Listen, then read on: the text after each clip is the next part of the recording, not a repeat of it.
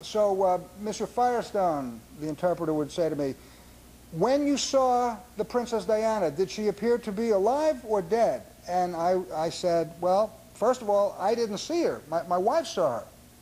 And he said, okay, so we will ask you, Madame, the same question. And I said, well, wait a minute. Isn't she supposed to have her own deposition? He said, Monsieur, look, you're complaining, you're late, it's late, you're tired, you're cold, you want to leave. It's 8:30 already.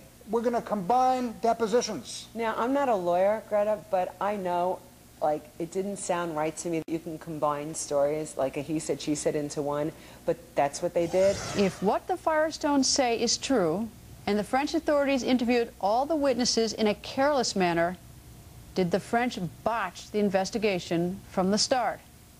You may consider the Firestones' account very disturbing. After we had been waiting well over an hour and I approached the police investigator, I said, when is this going to take place? And he said, we're waiting for the interpreter. He's stuck in traffic. He said, Mr. Firestone, if you like, you and your family can go home. You can go back to your hotel. You can leave. I said, well, at this point, I've invested so much time here. Why would I leave when I'm here to tell you the story? He says, well, then fine, then you'll have to wait. And they were going to let us walk and he went back into his office.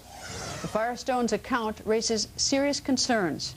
Did French authorities fail to conduct proper interviews with all the eyewitnesses they questioned? And if so, was this a calculated plan driven by the British? Without the help of the French intelligence in Paris, the British intelligence would never be able to execute the crime. Henri Paul was driving the black Mercedes that killed Princess Diana and Dodi Al-Fayed. Was he drunk? What did the toxicology report conclude? And what about the white Fiat car that allegedly sped away from the Paris crash scene? We have much more for you about the mystery of Princess Diana's death when we return.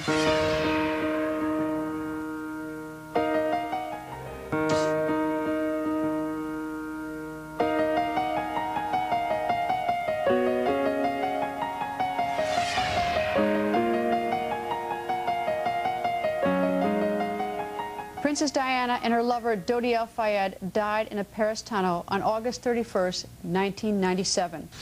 Dodi's father, Mohammed Al-Fayed, has many reasons why he continues to insist it was murder. But an official inquiry called Operation Paget addresses all his reasons. And that inquiry found that the crash was an accident. So is there any truth to Mohammed Al-Fayed's theories? They are all based on this one core assumption, that someone wanted Diana and Dodi to die. But why? Our investigation into the overall allegation of conspiracy to murder has examined the following key areas: the motive for the alleged murder, and the opportunity and the capability to carry it out.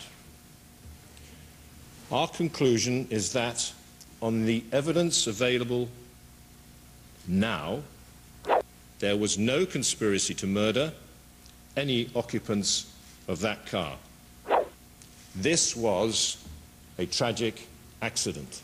Mohammed Al-Fayed disagrees. He believes the royal family wanted to keep Princess Diana and Dodi's relationship a deep secret.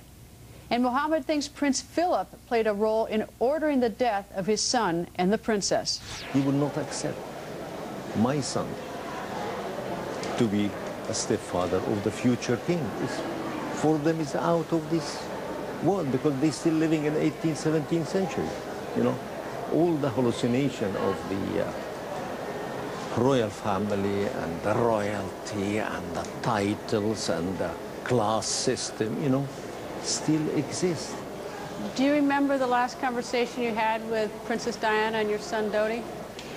It was the most beautiful time with the happiness she had and the fun she enjoyed with her boys, you know, on water skiing, jet skiing, you know, just unbelievable happiness she has. She finds a family she can relate to, you know, with my kids, with my wife, you know, it's just, she was just on top of the world, you know.